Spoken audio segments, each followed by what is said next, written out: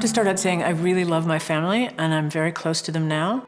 But from the moment I was conscious, I thought, I'm in the wrong tribe. Whatever happened was going to be because I made it happen. I studied fine art in college and I got a job in an advertising agency. I said I could do a lot of stuff that I actually didn't know how to do and figured I could fake when I got in there, and it worked. Everybody said, you've got a fine arts portfolio, you'll never be able to design. I was producing everybody's work in the studio, and then I was invited to the biggest advertising agency in Boston. We got a lot of attention for being the first big agency that started a design department. One of the big clients we had was Reebok. If you've ever ridden the crest of a company when they're going through that kind of growth, it was just, get this done. I don't care how much it costs. I got to say, I think Annie Leibovitz really needs to shoot the campaign. It was perfect. It was be the creative person and be the relationship person. I owned the world's most amazing apartment on the most beautiful street. I had 2 horses. I ran this agency and was part owner. And I said, I think this is going to be the rest of my life unless I really do something to screw it up. I think that was another 5 years, and then I got a job offer in New York. So it went from this career thing is going well to stepping into New York where nobody cared what I had done before. I went there to run the image group. I really started to see what advertising was about. There was no moral underpinning for it. I didn't want to do it in the way that it was being done.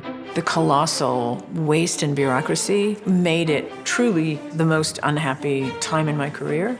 I fulfilled my contract and got out. And what I loved about the identity world was that it started as zero-based. It was just like, don't tell me what the answer is yet. Just let us figure it out. I'd been at Siegel & Gale for about 8 years, and I had one of those moments of, I spend my life traveling around the world, having dinner with lovely people and listening to the stories of their kids' soccer game, and I don't care, and I can't do this anymore. And so I started Heller Communication Design. It gave me the permission to stop making anything.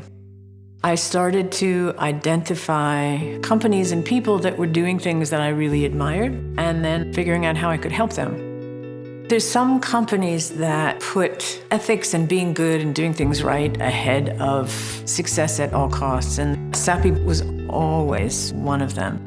I proposed we set up a grant program that would let designers work for what was important to them. I think they've given over $12 million now all over the world.